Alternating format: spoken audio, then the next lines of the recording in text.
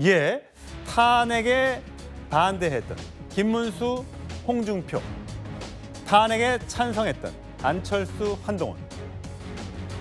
이 4명의 후보들 가운데 누가 최종 2인이 될지, 아니면 정말 이번 2차 경선에서 과반이 나와서 한 명의 후보로 확정이 돼서 다음 주 토요일 발표를 하게 될지 아직은 알 수 없습니다.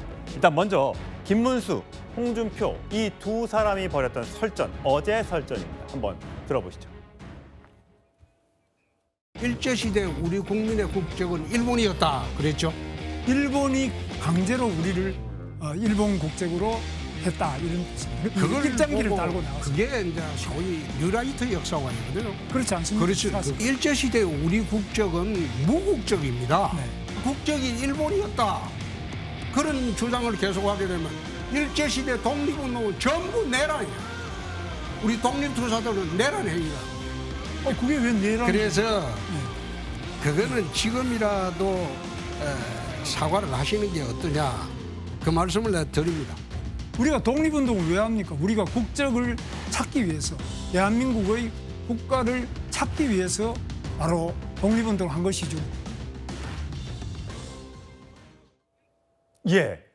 어제 일제강점기 때 우리 국민의 국적은 일본이었다. 이 발언, 인사청문회 과정에서 나왔던 이 발언을 놓고 홍준표 후보가 김문수 후보를 공격을 했습니다. 자, 최수영 평론가. 네. 일단 두 사람은 현재 지지세가 겹친다고 그렇죠. 볼 수 네. 있지 않습니까?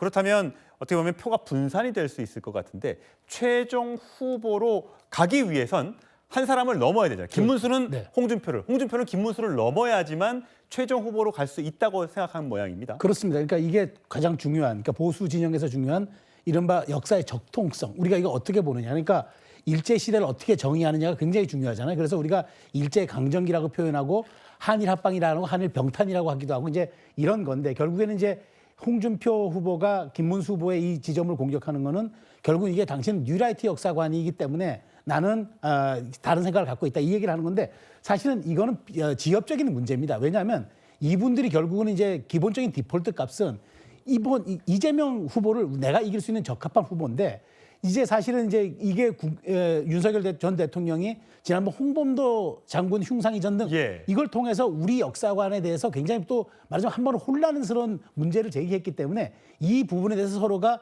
보수 주류의 적통은 내가 있다라는 걸 강조하기 위해서 하는 거죠. 예. 사실 어찌 보면 국민들 입장에서 보거나 당원들 입장에서 보면 이게 뭐가 중요하냐. 지금 예. 이게 지금 이 계엄 정국과 우리가 탄핵에 이걸 강을 넘어서 이재명 후보를 이긴 게 뭐가 중요한 생각하는데 두 부분이 지지층이 겹치기 때문에 내가 보수 적통이고 예. 역사의 주류에 서 있다. 이걸 강조하기 위해서 꺼낸 대목이라고 봅니다. 지금 오늘 장면인데요. 김문수 후보는 유정복 인천시장을 찾아서 지지를 호소하는 것 같아요. 아무래도 수도권에 많은 당원들이 있기 때문에 인천 지역의 표심도 중요하겠죠. 그래서 유정복 시장을 찾아갔고요. 홍준표 후보는 홍대에 갔습니다. 홍 후보가 20, 30대 젊은 층에게 인기가 많죠. 젊은 층의 투표를 호소하기 위해서 홍대를 찾은 걸로 보입니다.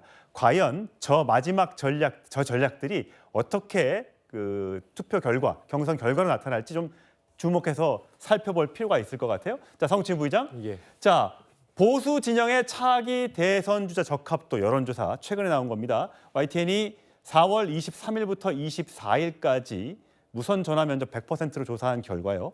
자, 김문수 10, 안철수 7, 이준석 6, 한덕수 9, 한동훈 14, 홍준표 11 이렇게 나왔고요. 다음 거요.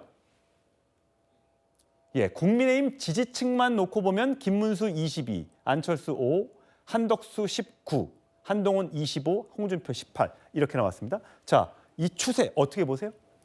아까 앞서 봤던 표랑 두 번째 표를 봤을 때 예. 앞서 봤던 표에서는 한동훈 후보와 안철수 후보의 합과 김문수 후보와 홍준표 후보의 합이 같습니다. 21대 21로 같은데요.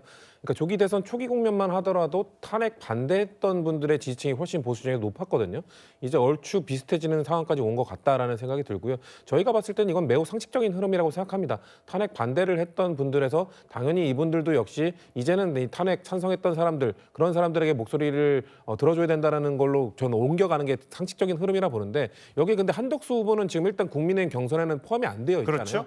그럼 한덕수 한덕수 권한대행을 지지하는 사람들이 어디로 갈 것인가가 결국 국민의힘 그 최종 2인 내지는 그 최종 1인을 결정하는 그 가늠자가 될 거라고 보는데, 그렇기 때문에 사실 김문수 후보가 가장 먼저 한덕수 권한대행과 단일화해야 된다라고 주장을 했었고, 그 흐름을 따라서 홍준표 후보도 따라갔던 것 아니겠습니까?